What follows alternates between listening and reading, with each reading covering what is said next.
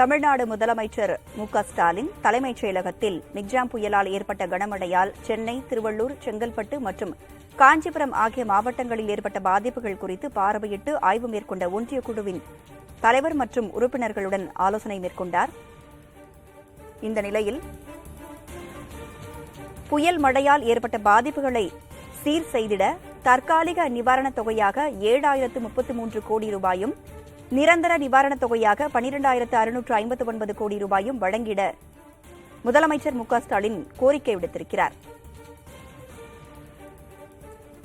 புயல் மழையால் ஏற்பட்ட பாதிப்புகளை சீர் செய்திட தற்காலிக நிவாரணத் தொகையாக 7,033 கோடி ரூபாயும், நிரந்தரமாக நிவாரணத் தொகையாக 12,659 கோடி ரூபாயும் வழங்கிட வேண்டும் என்று மத்திய அரசுக்கு தமிழ்நாடு முதலமைச்சர் மு.க.ஸ்டாலின் கோரிக்கை விடுத்திருக்கிறார்.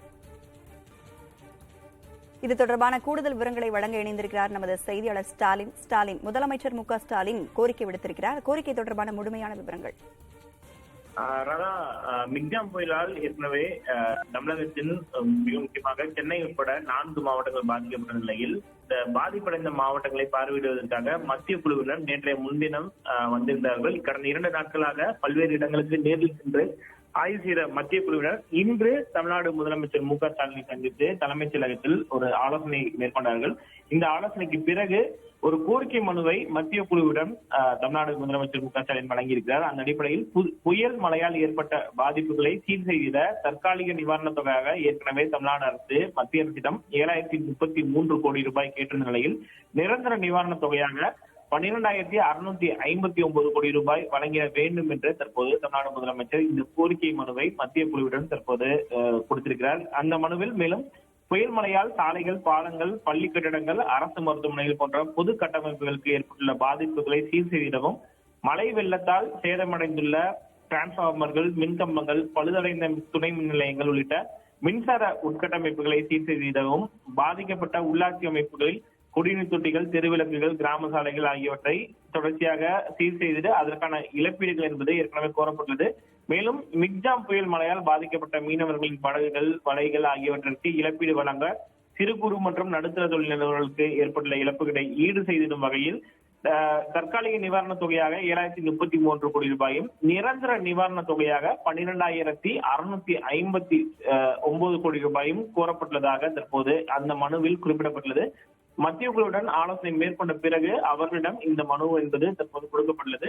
ஏற்கனவே மத்திய அரசிடம் தமிழ்நாடு அரசு அந்த தற்காலிக நிவாரணத் தொகையை விடுவிக்க வேண்டும் என்று கேட்டிருந்த நிலையில் மத்திய அரசு ஒரு குறிப்பாக 561 கோடி ரூபாய் அந்த ஸ்டேட் என்டிஆர் அதாவது என்டிஆர்எஃப்க்கு ஏற்கனவே ஒதுக்கியிருந்த நிலையில் தற்போது நிரந்தர நிவாரணத் தொகையாக 12,659 கோடி ரூபாய் வழங்க வேண்டும் என்று தற்போது தமிழ்நாடு அரசு சார்பில் கோரிக்கை வைக்கப்படுகிறது.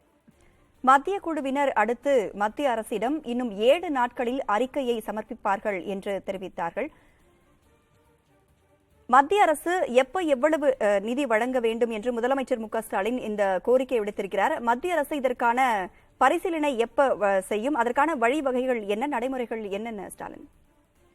அதாவது மத்திய குழுவை பொறுத்தவரைக்கும் இது போன்ற பேரிடர் காலங்களில் பாதிக்கப்பட்ட மாநிலங்களுக்கு மத்திய குழுவினர் நேரில் செல்வார்கள். அந்த அடிப்படையில் நேரில் ஆய்வு செய்து அவர்கள் குறிப்பிட்ட நாட்களுக்குள், அதாவது 7 to 10 நாட்களுக்குள் அந்த அறிக்கையை மத்திய அரசிடம் சமர்ப்பிப்பார்கள். அதன் பிறகு மத்திய அரசு மற்றொரு குழுவை மேலும் அந்த பாதிக்கப்பட்ட மாநிலங்களுக்கு அனுப்பி அந்த நிவாரணத் தொகை, அதாவது ஏற்கனவே அரசால் கேட்கப்பட்டுள்ள அந்த நிவாரணத் தொகை என்பது சரியானதா என்பதை கணக்கிட்டு அதன் பிறகுதான் ஒரு இறுதியான முடிவை மத்திய அரசு மேற்கொள்ளும். அந்த அடிப்படையில் தற்போது இந்த மத்திய குழுவினர் நேரில் வந்து ஆய்வு செய்திருந்தால் கூட அவருடைய அறிக்கையின் பொறுத்து தற்காலிக நிவாரண தொகை என்பது ஒரு குறிப்பிட்ட தொகை மட்டுமே வெளியிடப்படும், அதாவது ஒதுக்கப்படும். அதன் பிறகுதான் நிரந்தர நிவாரண தொகையாக எவ்வளவு ஒதுக்கிறார்கள் என்ற அந்த விவரம் என்பது முழுமையான விவரங்களை மத்திய அரசு வெளியிடும்.